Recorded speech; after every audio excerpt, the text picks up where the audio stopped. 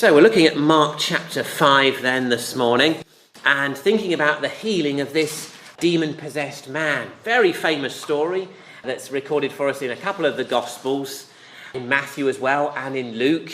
And they tell us the story of this man who lived among the tombs and once came running towards Jesus. And Jesus healed him. And what happened to the pigs afterwards is recorded for us as well.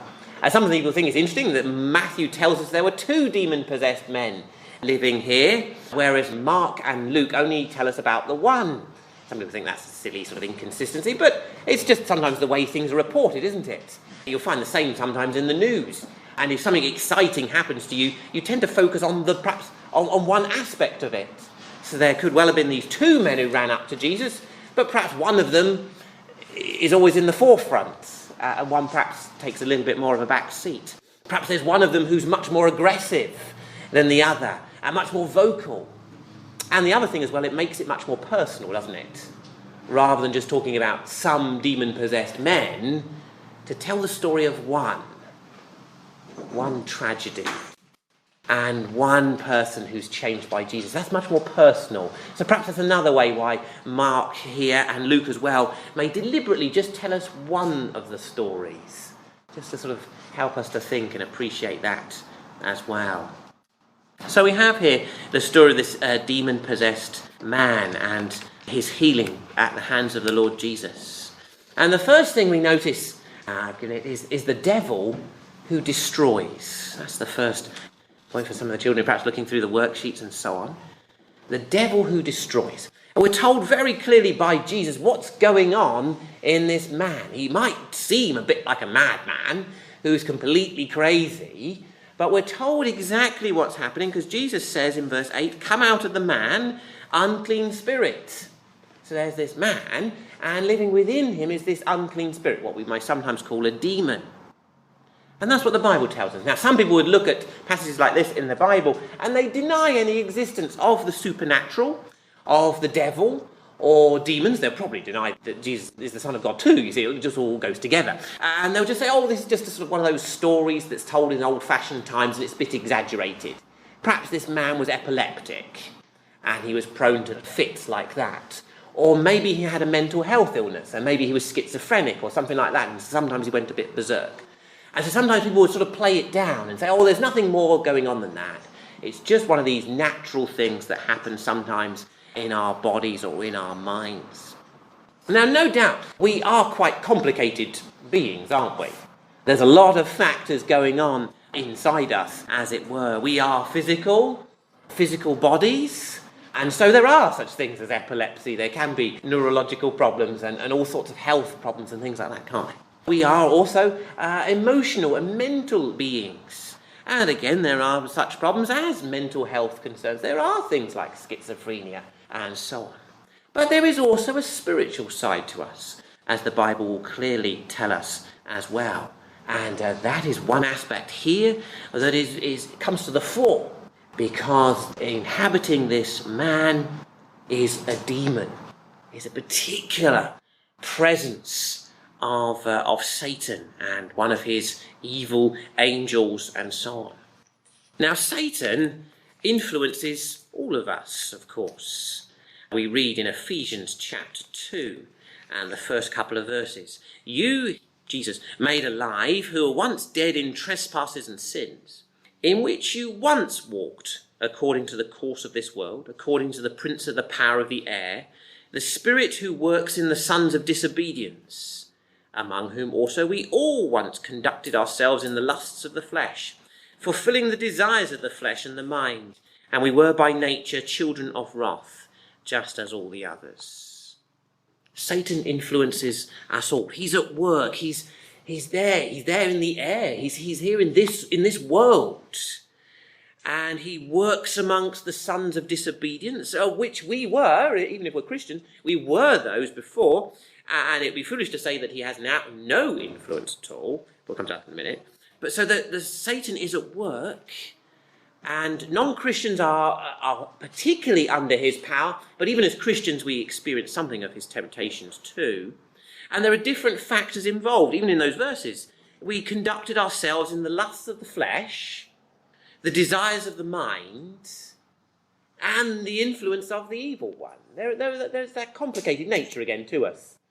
And so it is all of those things. The story goes of two children who are having a fight, really scrapping, kicking each other, pulling each other's hair. And their mum came and said to them, "Why on earth did you listen to the devil to make you pull your sister's hair?" And the child turned around and went, "Oh, no. The devil did tell me to kick him, but pulling her hair was all my idea." Sometimes we can blame Satan for things and say, "Oh, that was Satan tempting me to do that." But actually, it is much more complicated than that. And sometimes it's quite hard to sort of piece together those things. But there are the desires of the flesh. There's what we physically want to do. There's the lust of the flesh, the desires of the mind. Something in there that we want to do that wrong.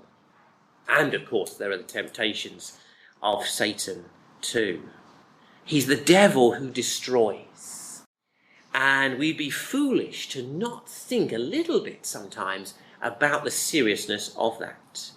And the Bible does want to tell us that in a very serious way. Jesus himself, in one of his parables of the Good Shepherd, he tells us about the thief in John chapter 10, verse 10. He tells us of the thief who comes only to steal and kill and destroy. That's a picture of Satan, isn't it? The one who only wants those evil things. In 1 Peter chapter 5 and verse 8, we're warned about the devil who's like a lion, who prowls round seeking who he might devour. Those are strong words, aren't they? That's why I've given this section that heading. The devil who destroys. That's what he wants to do. Satan hates God, and so he hates God's creation.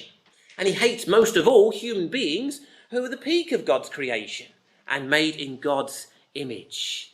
And Satan seeks to destroy those things. And so here we meet this man, this demon-possessed man, and it's heartbreaking, isn't it, to hear about his situation. He's there, verse 2, verse 3 as well, living among the tombs. No one could bind, not even with chains. He'd often been bound with shackles and chains. The chains had been pulled apart, the shackles had been broken. No one could anyone tame him.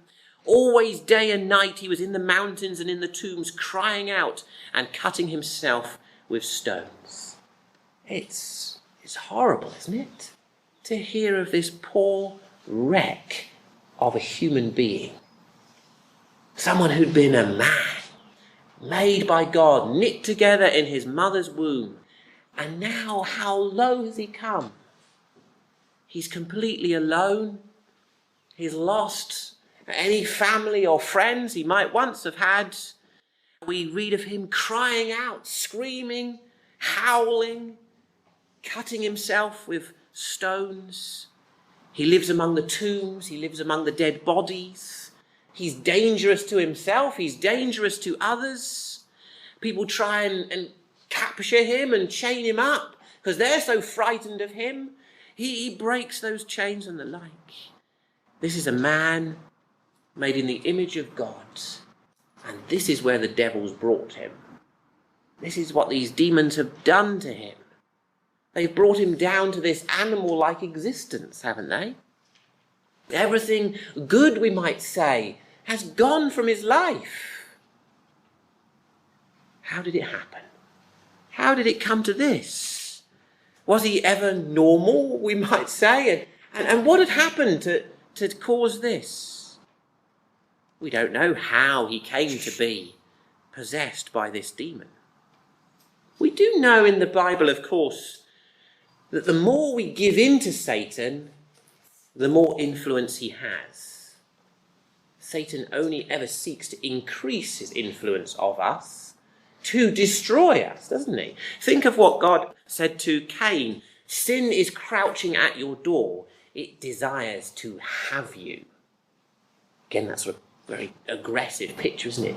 Of sin wanting not just for Cain to do the sin, but for the sin to have him under its control. The devil's temptations and the like. And so sin so easily grows, doesn't it? Sin goes so easily from being just an accidental slip to being an ingrained habit, to being an unbreakable addiction, we might say too. Whatever that might be, whether that's anger or lust or swearing or wanting too much alcohol or addictions to other things, sin so easily just gets a bit and a bit and a bit worse. And devil's influence grows and grows. We're told, aren't we, to resist the evil one, to fight against temptation. Jesus commands us to pray, deliver us from the evil one. Because it's serious, isn't it? But for God's grace, this is where Satan would bring every human being on the planet. Isn't it? If God didn't restrain sin, if God didn't restrain Satan, Satan would do this to everyone. This is what the human race would be brought down to. This animal-like existence. This is where he'd drag every member of the human race. And in another sense, it is what the devil does, isn't it? This man is almost in hell, isn't he? Almost. In a sense of it, isn't there? He's completely alone. He's completely hopeless. He has this pitiful existence, weeping and crying, constantly in pain and causing himself more pain, with only demons and dead things for company. He's lost and alone and ruined. Day and night he has no peace, no rest, just continual torment of his body, his mind, his spirit. It is a little bit of a glimpse of hell, isn't it? In some ways. That's what's going on here. He's the devil who destroys. And Jesus heals this man. We'll look at that in just a moment. But just think of what happens in the last bit of the story. Where do the demons go? Do the demons just give up and say, oh, well, sorry about that. Just an accident, what we did to this man. No. They want to head on to something new. And they're allowed to go into the herd of pigs. And what do they do to the pigs? Drive them into a complete frenzy. So the pigs, great herd, just rush down the hill and drown themselves in the Sea of Galilee. That's what demons do. That's what the devil does. That is what he's doing. There's that broad road that leads to destruction. And the devil is stirring people up and driving people along this broad road that leads to destruction. It's a bit like this herd of pigs. Because that's what the devil wants to do. To destroy everyone, if he could. To drive them all to destruction and hell. That's the devil. How it's portrayed for us here in this account and in the Bible too. Secondly then, there's the society who struggles. What can people do about this? How can we fix things? We always want to fix things, don't we? I'm a bit of a fixer myself, like to sort things out if something's gone wrong. The van was making an incessant beeping noise yesterday. Had to take apart the entire back of it to find out this device that had got a bit of water in it and it wouldn't stop beeping. But how can we fix things? How do we fix this problem that the devil has caused? And we see bits of it, and even if society might not quite want to admit the devil's there, they do admit these problems are there, and the kind of problems of this, of people being in pain and torment, and mentally and emotionally, sort of within them somehow, even if they don't quite know what that means. People who feel alone, people who feel trapped and addicted, and caught in these situations. We try and fix it. That's what society does. We can fix these things. Perhaps if we just had more education, if we had more support, if we had more charities doing work amongst all these different bits and bobs, maybe we can sort it. Well, here they offer some pretty primitive ways to try and calm him, to try and reduce his symptoms, to try and bring him under control, to try and make him less of a danger to himself and others. They try and bind him. We're told in verse 3, they try and chain him up and shackle him. And it says at the end of verse 4, they try to tame him. They're trying to fix this man. They realise there's some sort of problem, even though they don't quite know what it is. And in the end they can't. He breaks the chains. He's untamable. He breaks the shackles. And so is it them who drive him away? Sometimes society does that too. It's just, this you're too much for us. You're too much of a problem case. We don't want anything to do with you, and you get the cold shoulder. And maybe this man was just driven out of living in the towns and things like that, and they drive him out to live amongst the tombs. In our modern world, there are some, as we said, who deny the existence of anything spiritual. And they'll say, oh, then there's no such thing. It's just a children's fairy story about Satan with his little pitchfork and his horns on his head, and oh, how silly that is. Satan doesn't mind.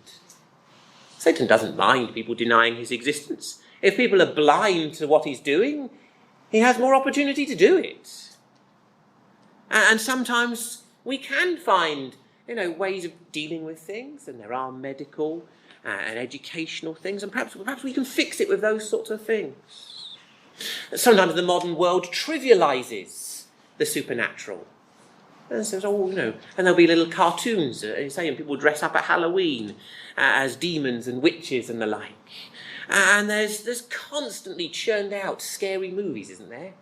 With where people have these exorcisms or demons and all sorts of things like that. Horrible things. And there's a sort of a trivialising of it as well. And then the other option, of course, is to become obsessed about it. There was a bit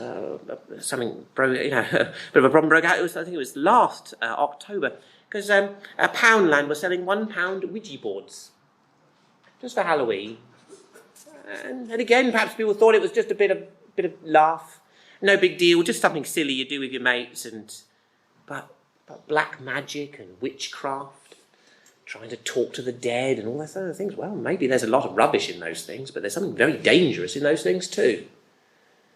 And sometimes people don't know what they want. They either deny the existence or they get obsessed about it.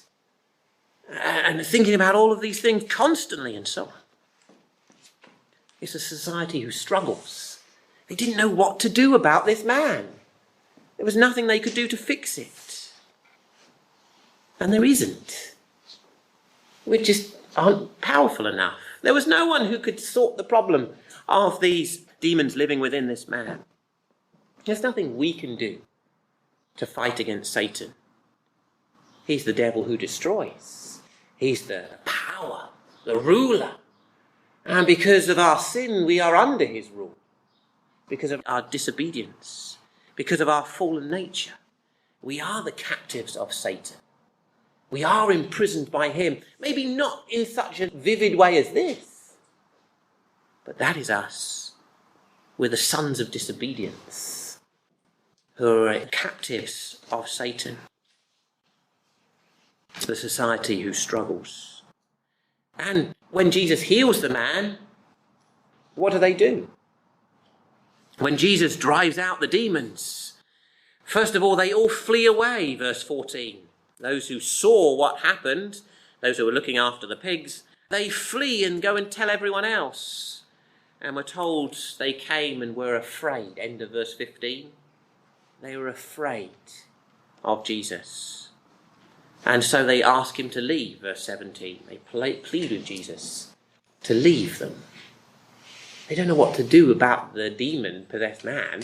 They don't know what to do about Jesus when he solves it. When Jesus heals the man. They don't know how to handle him either. And they want nothing to do with him. Was it because they cared more for their pigs than they did for this man? Was it more about the profits of their business than for this one loner of a man who Jesus healed? Would they have rather kept him in the tombs and kept the pigs in the fields? Is that why they wanted rid of Jesus? Lastly then, the Conqueror Who Cares. Jesus comes here to the Gadarenes, on the other side of the sea, we're told, in verse 1. Do you remember what happened last time? It was 2 weeks ago. It was the storm. the storm and how Jesus had to calm the wind and the waves. Jesus had been teaching people and giving all the parables and things like that in chapter 3 and chapter 4. All those things have happened there. And then Jesus leaves that evening. He's tired out. He falls asleep in the boat. And he tells his disciples to cross to the other side. Where's he going? Is it just a coincidence that Jesus turns up on this beach and this madman runs to meet him? No, Jesus has gone to meet him. He sends his disciples off to the other side, to get to the other side, to the Gadarenes, to meet this man. As Luke would tell us, Jesus came to seek and save the lost. And there in Jesus' plan, that evening before the storm, he knows where he's going. That's what we've got to do tomorrow. I've got to go and seek and save the lost. And there's one man who's lost on the other side of the lake, and that's where we're going, boys. Get in the boat. And he goes through the storm to get there. So as they get out of the boat on the other side of the Sea of Galilee, this man, shrieking, comes running towards Jesus. And there he kneels on the ground before him. I wonder what the disciples thought at that moment. They've just been through the storm, of course. So they're probably quite tired out. They've had a busy night, haven't they? And then they pull up the beach. Perhaps the disciples are out heaving it up onto the shore in the sand and the shingle and the like. And this man comes running down from the tombs. And they try and jump back in the boat and push off as fast as possible. Goodness me, where have we come? But he runs down to meet them. Dives down on his knees, grovelling in front of Jesus. Verse 6, he saw Jesus from afar. He ran and worshipped him. The word more is just bowed towards him. He cried out with a loud voice, "What have I to do with you, Jesus, the Son of the Most High God? I implore you by God that you do not torment me." Is it worship? It almost seems to be cursing too. Maybe he doesn't even know what it is. He's bowing there in front of Jesus, recognizing Jesus' power, but he's just screaming at Jesus. "What have I to do with you?" The implication is, "Go away, leave me alone.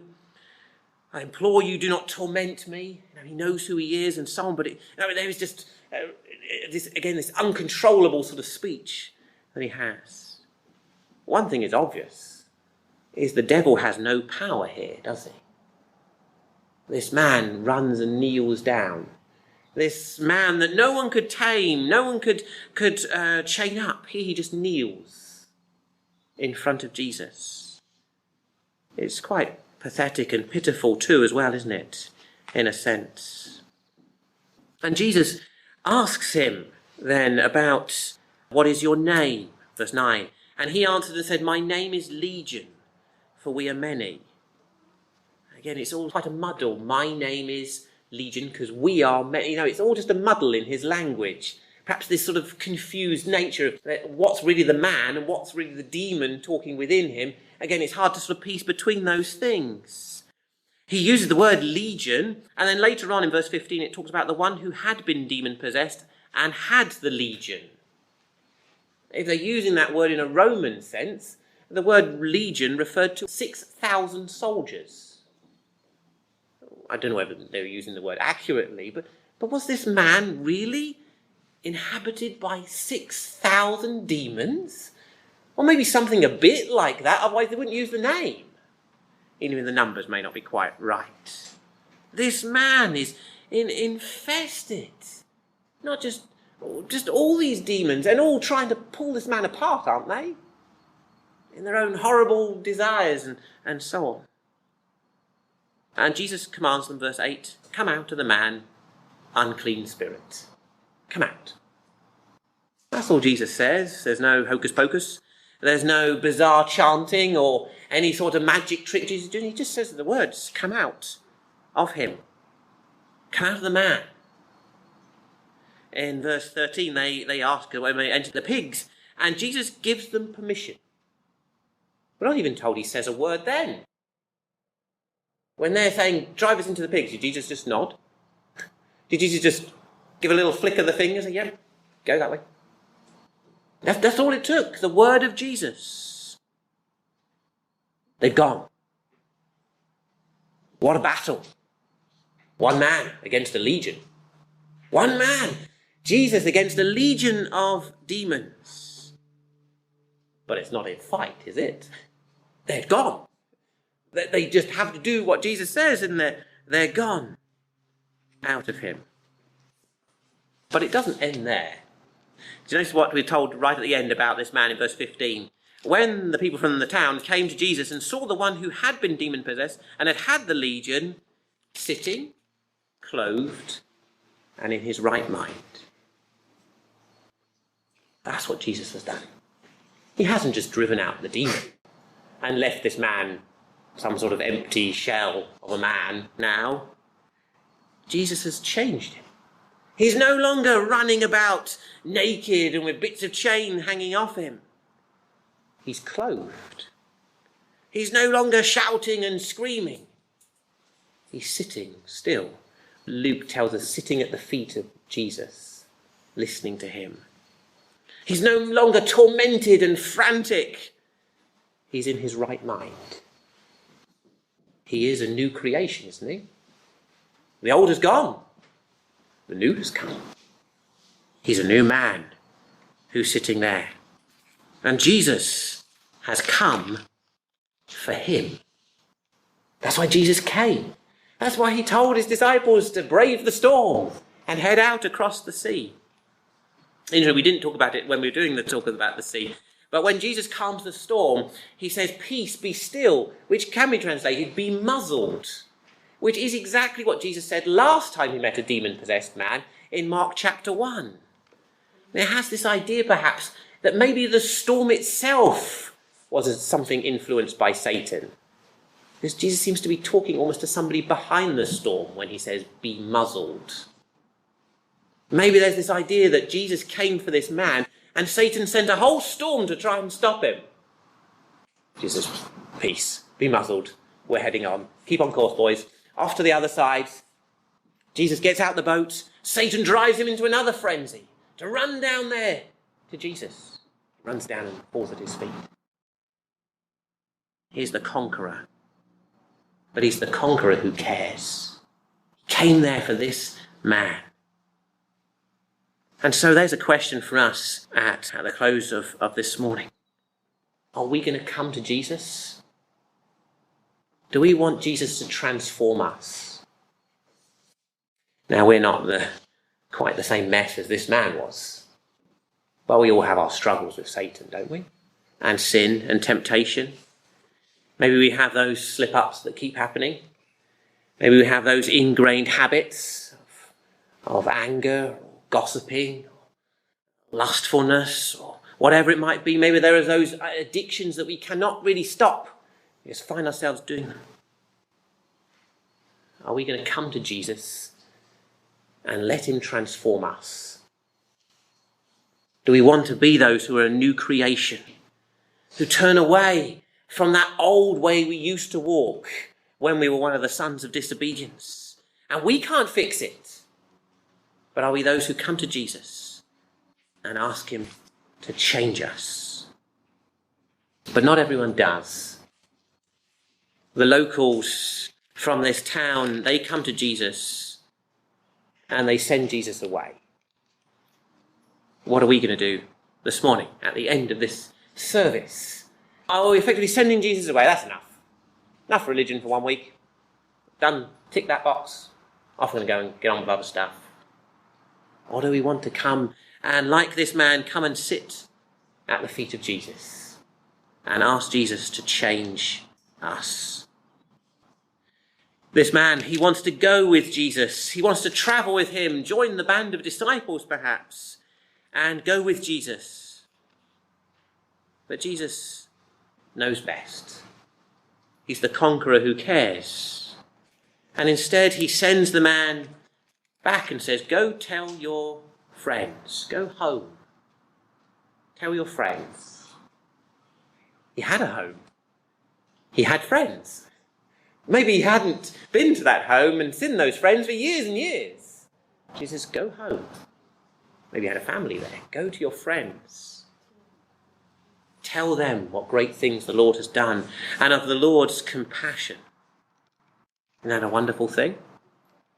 And Jesus too sends us Perhaps we're not called to travel the world like the disciples were. Perhaps that's what this man wanted. But Jesus says, no, go and tell your home. Go tell your family. Go tell your friends. And tell them about the great things the Lord has done for you and his compassion. That gives us an insight, doesn't it, into the evangelism perhaps that works best. Amongst those we're closest to. Just tell them of what God's done. Tell them the great things. Tell them of his compassion. And who knows? Who knows how God used this man? Said he departed and began to proclaim in all Decapolis, that's the 10 cities, all that Jesus had done for him, and all marveled. He goes home, he tells his friends, but he doesn't stop there. He goes to the 10 cities of the Decapolis, these sort of Jewish Gentile sort of cities on the edge of the land of Israel, really. He tells them all that Jesus had done for him. And we're told all marveled. Who knows? Who knows what else was done by this man? Who knows how many were saved by his witness and his evangelism as he pointed people to the Lord Jesus? And what went on there later on, we don't know. But what a wonderful thing. He's not just the only one, is he? But we all have a story to tell of the great things that the Lord has done for us and the compassion he's shown to us, don't we? We can rejoice in worshipping and thanking him for that. And his victory over the devil who destroys. There's one we can come to, the Conqueror Who Cares.